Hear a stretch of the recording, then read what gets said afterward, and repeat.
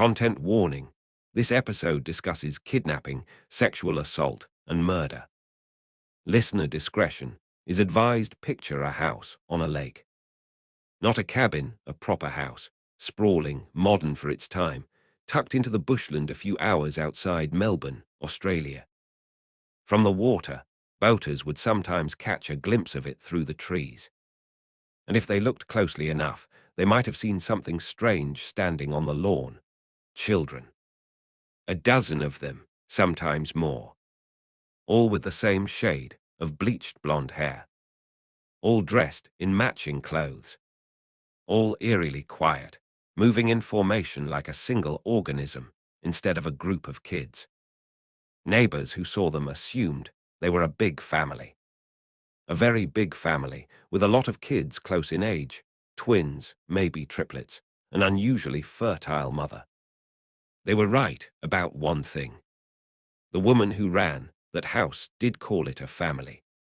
She called herself the mother of every child inside it. She also called herself something else. She told her followers, and eventually she told the children themselves, that she was the reincarnation of Jesus Christ, in female form, sent to gather the chosen few before the end of the world. Her name was Anne Hamilton Byron, and for the better part of 3 decades, she ran one of the strangest, cruelest, and most successful cults in modern history, almost entirely undetected, almost entirely unpunished, and almost entirely because the people she hurt the most were too young, too isolated, and too frightened to be believed. This is case 166, The Family. Part 1, The Making of a Messiah Narrator. To understand the family, one has to start with the woman at its center, because almost nothing about her early life suggested the second coming of anything. She was born Evelyn Grace Victoria Edwards on the 30th of December, 1921, in the small Victorian town of Sale, a farming community a few hours from Melbourne, about as far from a golden yoga teacher messiah as one could imagine. Her childhood was hard.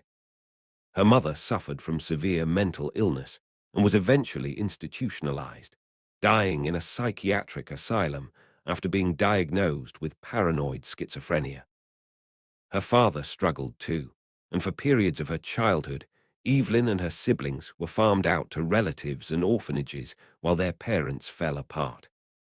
It's worth sitting with that for a moment, not to excuse anything that came later, but because it's a genuinely common thread running through the biographies of people who go on to build cults of personality.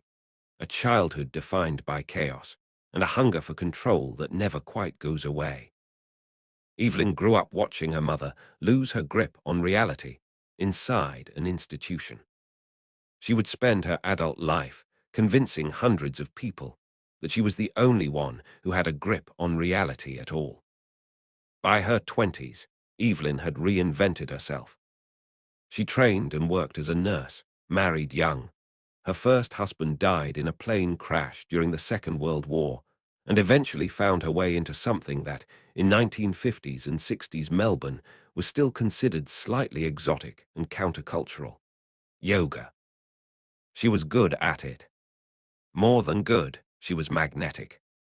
Students of her yoga classes in the affluent Melbourne suburbs described a woman with piercing eyes, a hypnotic voice, and an uncanny ability to make each student feel as though she was speaking directly and only to them. She began to attract a following that went well beyond people who wanted to touch their toes.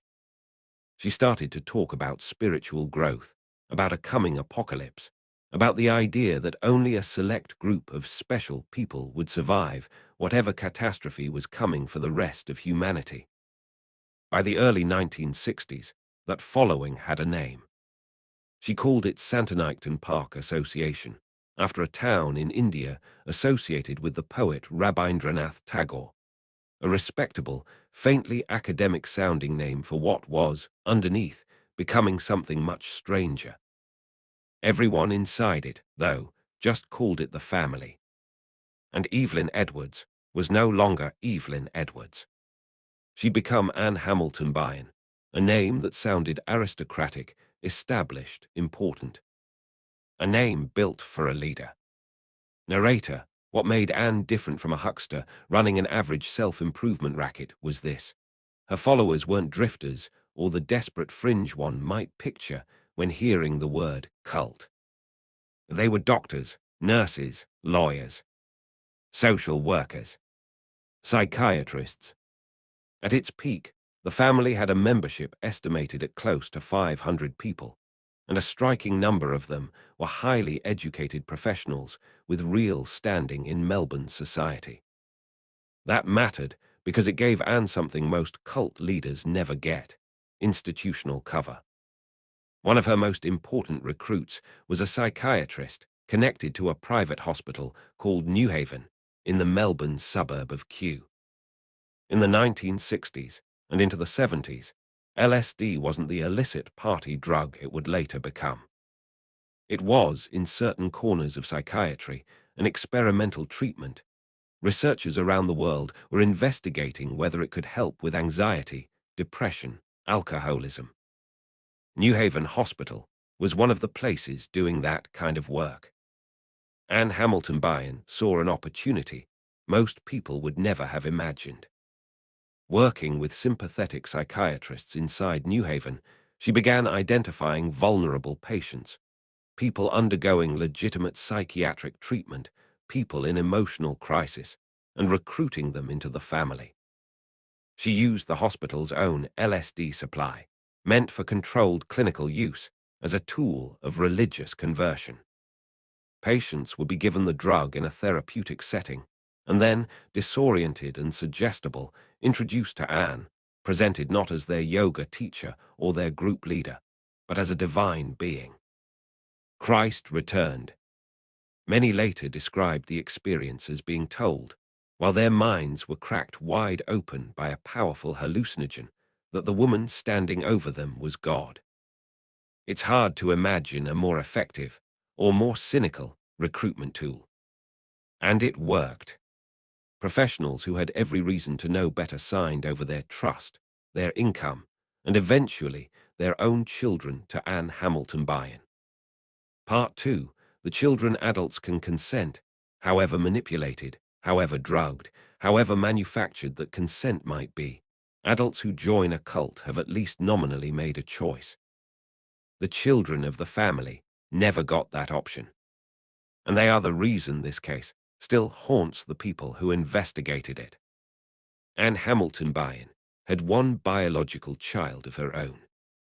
Everyone else, and estimates land on around 14 children living under her direct control at the group's compound, sometimes more rotating through as unofficial foster placements, arrived by other means, and none of those means were straightforward. Some were the biological children of family members, handed over to Anne to raise as her own, with the birth parents relegated to the status of ordinary followers, forbidden from acknowledging any special bond with their own sons and daughters. Some were obtained through what can only be described as black market, backdoor adoptions. Unwed mothers, often young and frightened, funneled toward family-connected doctors and lawyers, were told their babies would go to a good home. On the paperwork, in several documented cases, Anne Hamilton Byron had herself listed as the biological mother, an act of straightforward fraud made possible by sympathetic doctors willing to falsify birth registrations. Anne wanted these children to look like a family, in the most literal sense. She had their hair bleached identically blonde. She dressed them in matching outfits. For years, one recurring uniform was a set of pastel-colored dresses and shorts that made the group look, from a distance, like a set of siblings, possibly even multiples. Photographs from the period show a lineup of children who could pass, at a glance, for a single enormous set of twins. The underlying idea, according to accounts from survivors and researchers who later studied the group, was unsettling in its ambition.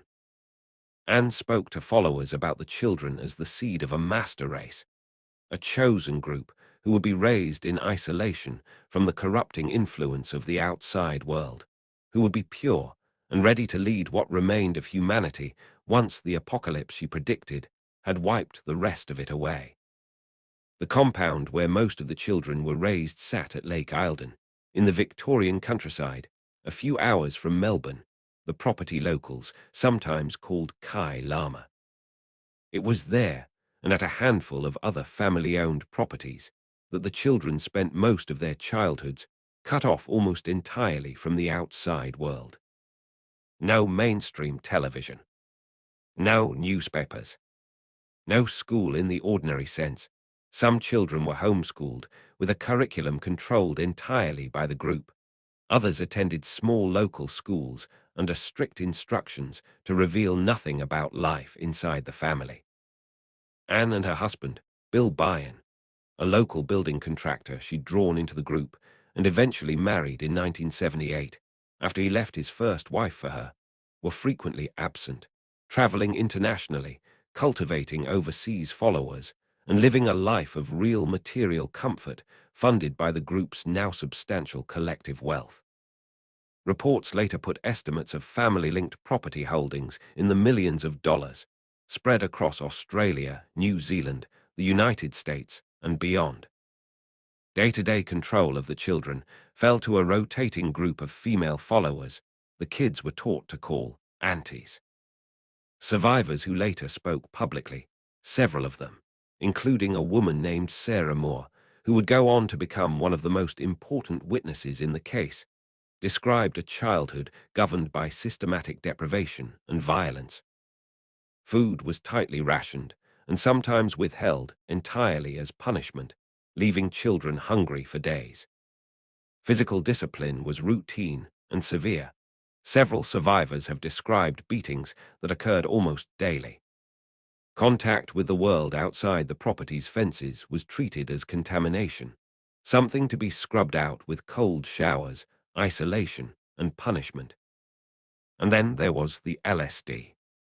Multiple survivors have given consistent, independent accounts describing being given LSD by adults in the group, not once as an aberration, but repeatedly, sometimes from a young age, framed as a spiritual initiation that would let them see Anne's true divine nature. Some survivors have described profoundly disturbing, terrifying experiences. Children as young as in single digits, hallucinating, isolated, and frightened, told that what they were seeing was proof of the group's teachings. The psychological architecture of the whole operation was simple, and it's the same architecture found at the center of nearly every high-control group in history. Total information control, total dependency, and a single figure positioned as the sole source of love, safety, and truth. The children were taught that Anne was their real mother. Many did not know, well into adolescence, that they'd had other parents at all. They were taught that the world beyond the compound's fences was corrupt and dangerous. They were taught, above all, that questioning Anne was not just disobedience. It was a kind of spiritual danger, a risk to their own soul. For most of the children, there was no framework available for understanding that any of this was wrong. It was simply their entire world. Sponsor break placeholder. Insert ad read here part 3. The crack narrator. Every closed system like this one eventually depends on the compliance of everyone inside it. And eventually, one person stops complying. Her name at the time was Sarah Hamilton Byrne. Today she goes by Sarah Moore. As a teenager, Sarah began doing something the other children had mostly learned not to do. She pushed back. She asked questions. She argued. In a system built entirely around unquestioning obedience to Anne, a teenager who argued was not a minor disciplinary problem. She was a genuine threat. Sarah was eventually expelled from the group as a young woman, cast out of the only family structure she'd ever known, into an outside world she had been taught for her entire life to fear and distrust. It's hard to overstate how disorienting that must have been, to leave the only home you've known, not because you chose to walk away toward something, but because you were pushed out into a void, stripped of the one explanatory framework, however abusive, that had made sense of your whole life up to that point.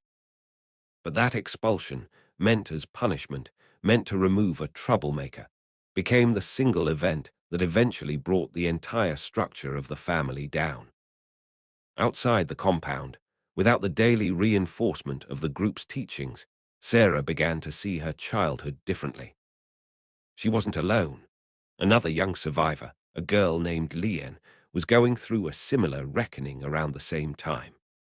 Between them, they began to piece together a picture of systemic abuse, of falsified adoptions, of a woman who was not, in fact, a living god, but a person who had built an empire on lies and violence against children who had no way to resist her. Sarah and Leanne began talking to journalists and to police. One investigative reporter, Marie Moa, spent years building trust with the girls and chasing the story. By several accounts, she was one of the first outsiders to hear the full, harrowing scope of what had happened at Lake Eildon and to take it seriously enough to keep pushing. Narrator, meanwhile, on the law enforcement side, a Victoria police detective named Lex de Man, was about to become the person most associated with bringing Anne Hamilton Byron to justice, or at least as close to justice as the case would ever get. De Man's first brush with the family had nothing to do with a formal cult investigation. He'd been assigned to look into an arson case, and one of the young suspects, a teenager named Adam Lancaster, turned out to have been adopted as an infant by a member of the family. Lancaster was, by his own later description, something of a ratbag, a kid who'd been lighting fires and sabotaging cars, acting out in ways that, viewed with hindsight, look a lot like the behavior of a traumatized teenager who'd grown up inside a controlling, abusive environment. When a colleague told de Man to steer well clear of anything connected to the family, warning him it would follow him for the rest of his career, de Man's curiosity was, if anything, sharpened rather than dulled. As de Man dug deeper, the stories from Sarah, Leanne, and other former members began to align into something much bigger than a single troubled kid with a fire-lighting habit. What he was looking at, piece by piece, was a network of adults who had been systematically abusing a large group of children for years, hidden behind the group's wealth, its professional membership, and its total isolation from outside scrutiny. By the mid-1980s, police had enough testimony from escaped members, evidence of fraudulent adoptions, corroborating medical and psychiatric leads connected to New Haven Hospital, to plan something dramatic. Sound design, tense percussion build part 4, the raid narrator. On the 14th of August, 1987, in the pre-dawn dark, Victorian and federal police moved on the family compound at Lake Eildon. It was a coordinated operation, planned in part around the very real fear that if the children were tipped off, they could be moved, hidden, or worse. Officers arrived to find the household exactly as survivors had described it.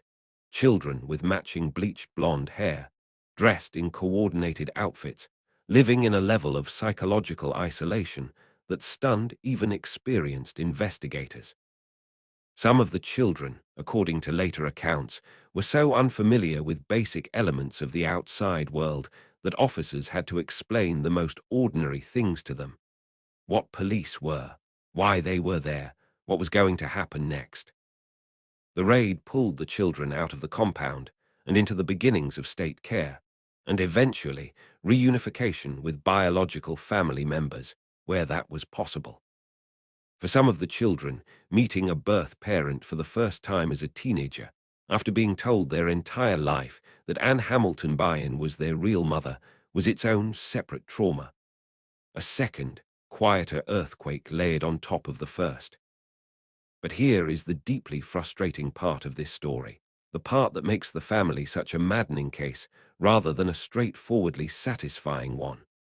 Anne and Bill Hamilton Byron were not in Australia when the raid happened.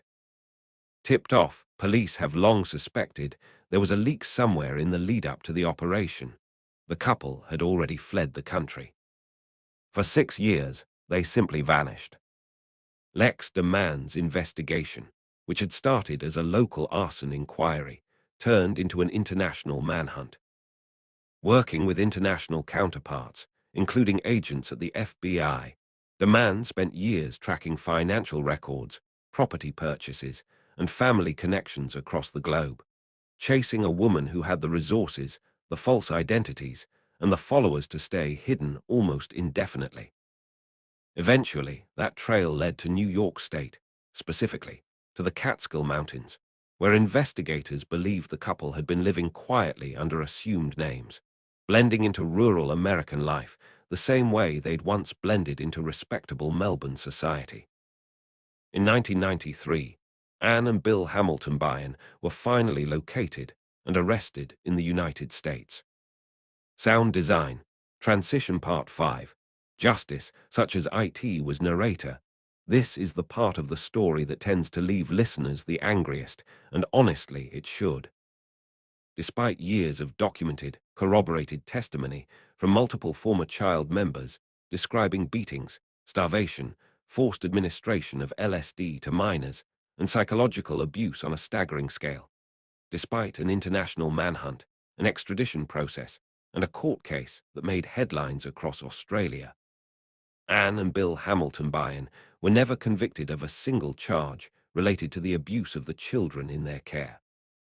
The evidentiary and legal obstacles were real, if bitterly unsatisfying. Many of the underlying acts had happened years or even decades earlier, in a private, closed compound with no independent witnesses beyond the children themselves and the adult members complicit in the abuse. Members who, in many cases, remained loyal to Anne and were not about to testify against her. Australian child protection and evidentiary law in that era was also simply not built to prosecute this kind of case. The legal system had few tools for handling institutional and cult-based child abuse that had occurred years prior, and securing convictions based primarily on adults recounting childhood trauma against a well-resourced legal defense proved extraordinarily difficult. What prosecutors were able to make stick was, by comparison, almost farcical. Fraud, specifically relating to falsified statutory declarations connected to the improper registration of children as the couple's biological offspring. Paperwork crimes, essentially, growing out of the same fake adoption scheme that had brought so many of the children into the group in the first place. In 1993, in a Melbourne courtroom, Anne and Bill Hamilton Bryan were fined $5,000 each.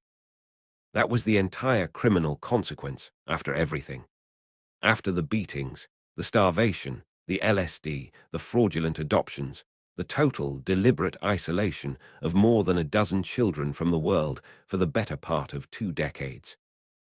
A woman Lex de Man would later, without hesitation, call the most evil person he had ever encountered in his career, walked out of that courtroom having paid what amounted to a parking fine.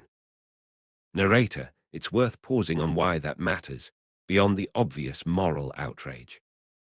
Cases like the family are part of why child protection law in Australia and elsewhere eventually began to change, why legal systems slowly developed better tools for prosecuting historical abuse, for taking adult survivors' testimony about childhood trauma seriously as evidence, for understanding coercive control within groups and families as a prosecutable pattern, rather than a collection of disconnected incidents too old and too fragmented to try. None of that came in time to give the survivors of the family the verdict most would think they were owed. But the failure of this specific case became, in a grim way, part of the argument for building better systems going forward. The family itself did not vanish overnight. Though its power was permanently broken by the raid and the exposure that followed, a small number of loyal adult followers reportedly continued to associate with Anne, and with elements of the group's teachings for years afterward, in a much diminished form. Anne Hamilton Bryan herself lived out her final decades largely out of the public eye, her health declining, eventually suffering from dementia. She died in a Melbourne nursing home on the 13th of June, 2019, at the age of 97, outliving, by decades, any meaningful reckoning for what she had built. Sound design, transition part 6. What happened to the children narrator? the most important part of any story like this one isn't the villain. It's the people left standing after she's gone. The children rescued in the 1987 raid, and the handful who'd escaped or been expelled before it, were scattered into a world they had spent their entire childhoods being taught to fear. Some were able to reconnect with biological parents. Others had no living connection to trace at all, their origins buried under years of falsified paperwork that, in some cases, has never been fully untangled. Many carried, and have spoken openly about carrying, lasting psychological scars from the isolation, the violence, and the drugging they experienced as children, trauma that, as adults, several describe taking years of dedicated therapeutic work to even begin to process, precisely because so much of what happened to them had been sold to them, at the time, as love. Sarah Moore, the teenager whose expulsion helped crack the case wide open, has spoken publicly about her path afterward with remarkable steadiness. She eventually reconnected with her birth mother. She went on to pursue a career in medicine, training as a doctor and working with underserved and refugee communities in Southeast Asia. A striking, deliberate act of building a life oriented around care for others, after a childhood defined by the total absence of it. Co-writing a book about her experiences years later, she described something that a lot of survivors of long-term coercive control eventually arrive at, that there would likely never be a form of justice that matched the scale of what had been done, and that healing, in the end, had to be built on something other than waiting for that reckoning to come. Not every survivor's story resolved so cleanly. Others have spoken about long struggles with mental health, with trust, with the strange particular grief of having to reclassify an entire childhood. The person once called mother, the siblings once believed to be blood, the home once believed to be real, as an elaborate structure of control built by a stranger. Lex DeMann, the detective whose career became inextricably bound up with this case, stayed connected to it for the rest of his working life and beyond. When Anne Hamilton Byron finally died in 2019, he was asked for comment, and he didn't mince words. He called her one of the most evil people Victoria had ever produced. He also said something else, something easy to miss beneath the more sensational headlines about a sex cult or a master race. He said his hope was that the survivors, the former children, could still find some way to receive real compensation and real acknowledgement for what they'd endured. Not vengeance against a woman who was, by then, an elderly woman with dementia in a nursing home. Just acknowledgement. Something that, for most of them, the legal system never fully gave.